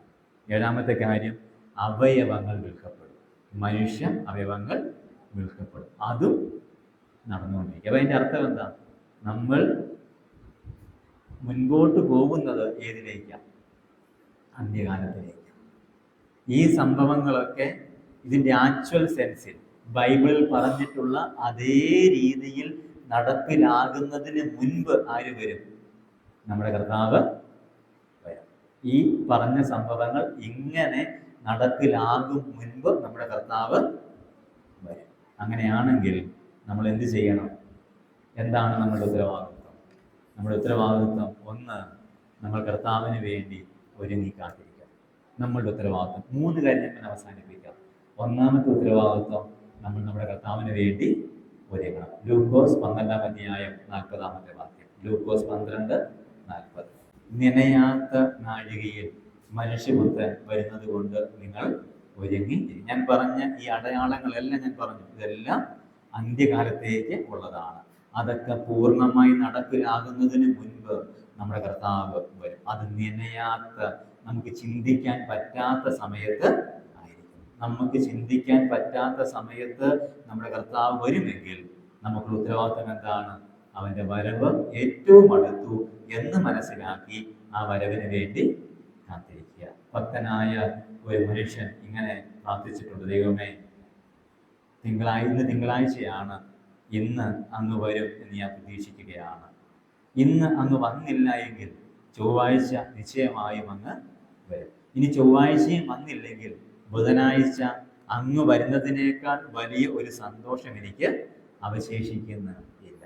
ഇനി ബുധനാഴ്ചയും അങ്ങ് വന്നില്ല എങ്കിൽ വ്യാഴാഴ്ച ഞാൻ ഉണരുമ്പോൾ അവിടുത്തെ സന്നിധിയിൽ ആയിരിക്കും. ഇനി വ്യാഴാഴ്ചയും അത് നടക്കുന്നില്ല എങ്കിൽ വെള്ളിയാഴ്ച എന്നെ ചേർക്കുവാൻ എൻ്റെ കർത്താവ് മധ്യാകാശത്തിൽ വരും ഞാൻ വിശ്വസിക്കുകയാണ്. ഇനി അങ്ങനെയും നടക്കുന്നില്ല എങ്കിൽ ശനിയാഴ്ച നിശ്ചയമായും അങ്ങനെ ചേർക്കാനായിട്ട് വരും. ഇനി ശനിയാഴ്ചയും അങ്ങ് വരുന്നില്ല എങ്കിൽ ഞായറാഴ്ച ഞാൻ സഭയോട് ചേർന്ന് അവിടുത്തെ വരവിനെ പ്രഖ്യാപിക്കും. എല്ലാ ദിവസങ്ങളിലും കർത്താവിൻ്റെ വരവിന് വേണ്ടിയുള്ള ഒരു കാത്തിരിപ്പിൻ്റെ പ്രാർത്ഥന. ഈ പ്രാർത്ഥന ആവർത്തിക്കാൻ ഞാൻ പറയുന്നില്ല, പക്ഷേ എന്തുണ്ടാകണം? എല്ലാ ദിവസവും യേശു കർത്താവിൻ്റെ വരവ് ആസന്നമാണ് എന്ന് മനസ്സിലാക്കി, നമുക്ക് ചിന്തിക്കാൻ പറ്റാത്ത സമയത്ത് യേശു കർത്താവ് വരാം എന്ന് മനസ്സിലാക്കി അവൻ്റെ വരവിനായി നമ്മൾ കാത്തിരിക്കണം. രണ്ടാമത്തെ കാര്യം, തെസ്സലോനിക്ക ലേഖനം 1-ാം ലേഖനം 4-ാം അധ്യായം 18-ാമത്തെ വാക്യം. തെസ്സലോനിക്കർ 4-ാം അധ്യായം 18-ാമത്തെ വാക്യം. ഈ വചനങ്ങളെ കൊണ്ട് അന്യോന്യം ആശ്വസിപ്പിക്കുക. ദുഃഖങ്ങളും പ്രയാസങ്ങളും നെടുവീർപ്പുകളും മഹാമാരികളും നമ്മുടെ മേൽ ഇങ്ങനെ പെയ്തൊഴിയുമ്പോൾ, നമ്മൾ വലിയ ബുദ്ധിമുട്ടുകൾ നേരിടുമ്പോൾ, വലിയ കഷ്ടങ്ങളിലൂടെ കടന്നു പോകുമ്പോൾ നമുക്കുള്ള ഏറ്റവും വലിയ ആശ്വാസം എന്താണ്? നമ്മുടെ കർത്താവ് വരാറായി. നമ്മുടെ കർത്താവ് വരാറായി. പരസ്പരം പറയുക, നമ്മുടെ കർത്താവ് മാറാനാഥ ഒരു വാക്ക് നമ്മൾ എവിടെ കാണുന്നു. അതിൻ്റെ അർത്ഥം എന്താ? കർത്താവെ വരണേ, ആമേൻ, കർത്താവെ വരണേ. നമ്മുടെ കർത്താവ് വരുന്നു എന്ന പ്രയോഗമാണ് അതിനകത്ത് ഉള്ളത്. ആദ്യ നൂറ്റാണ്ടിൽ വിശ്വാസികൾ തമ്മിൽ കാണുമ്പോൾ ഈ വാക്ക് പറയുമായിരുന്നു, നമ്മുടെ കർത്താവ് വരുന്നു, മാറാനാഥ, നമ്മുടെ കർത്താവ് വരുന്നു. നമുക്ക് ആ ഒരു പ്രത്യാശയും ഈ ഒരു ധൈര്യപ്പെടുത്തലും ഉണ്ടാകട്ടെ. നമ്മുടെ പ്രശ്നങ്ങൾ ഉണ്ടാകുമ്പോൾ ഈ പ്രശ്നമെല്ലാം പരിഹരിക്കാൻ, ഒരു പുതിയ നാളെ തരാൻ, നല്ല ജീവിതം തരാൻ, സന്തോഷം തരാൻ, കണ്ണുനീരില്ലാത്ത, ദുഃഖമില്ലാത്ത, പ്രയാസമില്ലാത്ത, മുറവിളിയില്ലാത്ത, പട്ടിണിയില്ലാത്ത, ഉപദ്രവങ്ങളില്ലാത്ത ഒരു നല്ല ജീവിതം തരുവാൻ നമ്മുടെ കർത്താവ്. നമുക്ക് ആശ്വസിക്കാം, പരസ്പരം ആശ്വസിപ്പിക്കാം. നമ്മുടെ കർത്താവ് വരുന്നുവെന്ന് അങ്ങോട്ടും ഇങ്ങോട്ടും ഒക്കെ പറഞ്ഞ് ആശ്വസിപ്പിക്കാം. മൂന്നാമത്തെ ഉത്തരവാദിത്വം 1 യോഹന്നാൻ 3-ാം അധ്യായം 3-ാമത്തെ വാക്യം. 1 യോഹന്നാൻ 3-ാം അധ്യായം 3-ാമത്തെ വാക്യം. അവൻ നിർമ്മലനായിരിക്കുന്നത് പോലെ തന്നെത്താൻ നിർമ്മലീകരിക്കുന്നത്, തന്നെത്താൻ ശുദ്ധീകരിക്കുന്നു. മൂന്നാമത്തെ ഉത്തരവാദിത്വം എന്താണ്? നമ്മൾ നമ്മളെ തന്നെ ശുദ്ധീകരിക്കുക. എങ്ങനെ ശുദ്ധീകരിക്കണം? യേശു ക്രിസ്തു എത്രമാത്രം ശുദ്ധനാണോ അത്രമാത്രം നമ്മുടെ ശുദ്ധിയുള്ളവർ ആണ്. യേശുവിനെ മാതൃകയാക്കാൻ യേശു കർത്താവ് പറഞ്ഞു, അധ്വാനിക്കുന്നവരും ഭാരം ചുമക്കുന്നവരുമായുള്ളവരെ, നിങ്ങളെല്ലാവരും എൻ്റെ അടുക്കൽ വരിക, ഞാൻ നിങ്ങളെ ആശ്വസിപ്പിക്കാം. എൻ്റെ നുകമേറ്റ് എന്നോട് പഠിക്കുക. ക്രിസ്തീയ ജീവിതം എന്ന് പറയുന്നത് കർത്താവിൻ്റെ നുകത്തിൻ്റെ കീഴിലേക്കുള്ള ക്ഷണമാണ്. ആ നുകം എടുക്കാനുള്ള ആഹ്വാനം ആണ്. ആ നുകം ഏറ്റെടുത്ത് കഴിയുമ്പോൾ നമ്മൾ അവനെ നോക്കി പഠിക്കുകയാണ്. എങ്ങനെ ക്രിസ്തു നടക്കുന്നു, എങ്ങനെ പെരുമാറുന്നു, എങ്ങനെ ഇടപെടുന്നു, എങ്ങനെ കാര്യങ്ങൾ ചെയ്യുന്നു. ആ നടപ്പ് അവസാനിക്കുന്നത് നാം നമ്മെ തന്നെ ശുദ്ധീകരിച്ച് അവനെ പോലെ ആകുമ്പോൾ. അങ്ങനെയാണെങ്കിൽ നമ്മുടെ ഓരോ സെക്കൻഡുകളിലും നമുക്കൊരു ശുദ്ധീകരണം ഉണ്ടാകണം. യേശു അത്രമാത്രം നിഷ്കളങ്കനാണ്, നിർമ്മലനാണ്, അല്ലേ, പാപരഹിതനാണ്, നീതിയുള്ളവനാണ്. കർത്താവേ, എൻ്റെ അനീതിയെ പോക്കണമേ, എൻ്റെ അതിക്രമത്തെ ക്ഷമിക്കണമേ, എൻ്റെ പാപത്തെ കുറിക്കണമേ, എൻ്റെ അബദ്ധങ്ങളെ മായ്ച്ചു തരണമേ. വ്യസനത്തിലുള്ള മാർഗം എന്നിലുണ്ടോ എന്ന് നോക്കി ശാശ്വതമായ മാർഗത്തിൽ എന്നെ നടത്തണം. യേശുവിൻ്റെ വരവിനെ കുറിച്ച് പ്രത്യാശയില്ലാത്ത ആരും അവൻ്റെ പാപത്തെ ഏറ്റുപറയുകയോ ഉപേക്ഷിക്കുകയോ ചെയ്യത്തില്ല. പക്ഷേ യേശുവിൻ്റെ വരവിനെ കുറിച്ച് പ്രത്യാശയുള്ള, ഉറപ്പുള്ള, യേശു വരും എന്ന് അറിയാവുന്ന ആളുകൾ, ആ ഉറപ്പുള്ള ആളുകൾ, ആ പ്രത്യാശയുള്ള ആളുകൾ, അവരവരെ തന്നെ ഓരോ ദിവസവും എന്ത് ചെയ്യും? നിർമ്മലീകരിക്കുന്നവർ ആയിരിക്കും. നമുക്കുള്ള ഉത്തരവാദിത്വം 3 ആണ്. 1, എപ്പോഴും കർത്താവിൻ്റെ വരവിന് വേണ്ടിയിട്ട് ഒരുങ്ങുക.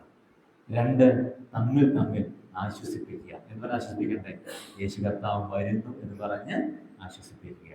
3, നമ്മെ തന്നെ ശുദ്ധീകരിക്കുക. പ്രിയ ദൈവമക്കളെ, മാനവജാതിയുടെ പാപത്തെ വീണ്ടെടുക്കാൻ, മാനവജാതിയുടെ പാപത്തിൻ്റെ പരിഹാരം വരുത്താൻ നമ്മുടെ കർത്താവ് ഈ ലോകത്തിലേക്ക് വന്നു.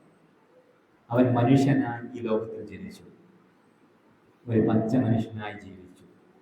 3.5 വർഷം പരസ്യമായി ശുശ്രൂഷകൾ നടത്തി, രോഗികളെ സൗഖ്യമാക്കി, മരിച്ചവരെ ജീവിപ്പിച്ചു, അടയാളങ്ങൾ ചെയ്തു, അത്ഭുതങ്ങൾ ചെയ്തു. ഒടുവിൽ കാൽവരി ക്രൂശിൽ യാഗമായി മരിച്ചു, മരണത്തെ ജയിച്ച് ഉയർത്തെഴുന്നേറ്റു, സ്വർഗാരോഹണം ചെയ്തു. ഇന്ന് നമുക്ക് വേണ്ടി മധ്യസ്ഥനായിട്ടിരിക്കുന്നു. നാളെ നമ്മെ ചേർക്കുവാൻ അവൻ വീണ്ടും വരും. അവൻ മഹത്വത്തിൽ പ്രത്യക്ഷനാകുമ്പോൾ കർത്താവ് താൻ ഗംഭീരനാഥത്തോടും പ്രധാന ദൂതന്റെ ശബ്ദത്തോടും ദൈവത്തിൻ്റെ കാരണത്തോടു കൂടെ സ്വർഗത്തിൽ നിന്ന് ഇറങ്ങി വരുമ്പോൾ ക്രിസ്തുവിൽ മരിച്ചവർ മുൻപേ ഉയർത്തെഴുന്നേൽക്കും. ജീവനോടെ ശേഷിക്കുന്നവരായ നാം രൂപാന്തരപ്പെട്ട് അവരോടൊരുമിച്ച് കർത്താവിനെ എതിരേൽക്കുവാൻ മേഘങ്ങളിൽ എടുക്കപ്പെടും. ഈ ലോകത്തിലുണ്ടാകുന്ന എല്ലാ ഡെവലപ്മെന്റുകളും അത് അന്ത്യകാലത്തിലേക്കുള്ളതാണ്. ആ അന്ത്യകാല സംഭവങ്ങൾ നടക്കും മുൻപ്, ബൈബിൾ പറയുന്ന സംഭവങ്ങൾ പൂർത്തിയാകും മുൻപ് നമ്മുടെ കർത്താവ് വരും എന്നറിഞ്ഞിട്ട് ഈ ഡെവലപ്മെന്റ് എല്ലാം കാണുമ്പോൾ നമ്മൾ നമ്മളെ തന്നെ ഒന്ന് ശുദ്ധീകരിക്കണം. നമ്മൾ നമ്മളെ തന്നെ ഒന്ന് ഒരുക്കണം. നമ്മൾ നമ്മുടെ പാപങ്ങളെ ഏറ്റുപരിശുദ്ധരായി തീരണം. പരസ്പരം പറയണം, നമ്മുടെ കർത്താവ് വരും. കർത്താവിന് വേണ്ടി നമ്മൾ ആ 10 കന്യകന്മാരിൽ 5 പേരെ പോലെ വിളക്കിൽ എണ്ണയുള്ളവരായി ഒരുങ്ങി ഇരിക്കണം. നമുക്ക് കണ്ണുകളടയ്ക്കാം, ദൈവമുഖത്തേക്ക് നോക്കാം. പ്രിയ ദൈവമക്കളെ, നമ്മൾ നമ്മുടെ കർത്താവിനെ കുറിച്ച് പഠിച്ചുകൊണ്ടിരിക്കുകയായിരുന്നു. ക്രിസ്തീയ വിശ്വാസത്തിൻ്റെ അടിസ്ഥാനം യേശു ക്രിസ്തുവാണ്. ദൈവമായിരുന്നവൻ ദൈവത്തിൻ്റെ ഒപ്പമുള്ള സമത്വം മുറുകെ പിടിച്ചു വിചാരിക്കാതെ ദാസരൂപമെടുത്ത് വേഷത്തിൽ മനുഷ്യനായി ഈ ഭൂമിയിലേക്ക് വന്നു. ഒരു പച്ച മനുഷ്യനായി ഈ ഭൂമിയിൽ ജീവിച്ചു. അവനുണ്ടും ഉറങ്ങിയും ഈ ഭൂമിയിൽ നമ്മോട് താതാത്മ്യപ്പെട്ടു. പാപമൊഴികെ സകലത്തിലും പരീക്ഷിക്കപ്പെട്ടു. പാപികളായി നമുക്ക് വേണ്ടി കാൽവറിയിൽ യാഗമായി തീർന്നു. അടക്കപ്പെട്ടു. 3-ാം നാൾ മരണത്തെ ജയിച്ചുയർത്ത് 40 ദിവസം താൻ ഉയർത്തു എന്ന് തെളിയിച്ചു. സ്വർഗാരോപണം ചെയ്തു. നമുക്ക് വേണ്ടി മധ്യസ്ഥനായി മഹാപുരോഹിതനായി വാഴുന്നു. അവൻ നമ്മെ ചേർക്കുവാൻ വീണ്ടും വരികാനായി പോവുകയാണ്. അതിന് ഒരുപാട് തെളിവുകളുണ്ട്. ആ വരവ് ഏറ്റവും ആസന്നവുമായിരിക്കും. നമ്മുടെ ഉത്തരവാദിത്വം അവൻ്റെ വരവിന് വേണ്ടി കാത്തിരിക്കുക. നമ്മുടെ ഉത്തരവാദിത്വം പരസ്പരം ആശ്വസിപ്പിക്കുക. നമ്മുടെ ഉത്തരവാദിത്വം നമ്മെ തന്നെ ശുദ്ധീകരിക്കുക. പ്രിയപിതാവായ ദൈവമേ, ഞങ്ങൾ നന്ദി പറയുന്നു. ഞങ്ങൾ അങ്ങയുടെ നാമത്തെ സ്തുതിക്കുന്നു. അങ്ങ് അനുവദിച്ച അനുഗ്രഹീതമായ ഈ സമയത്തിനായിട്ട് സ്തോത്രം.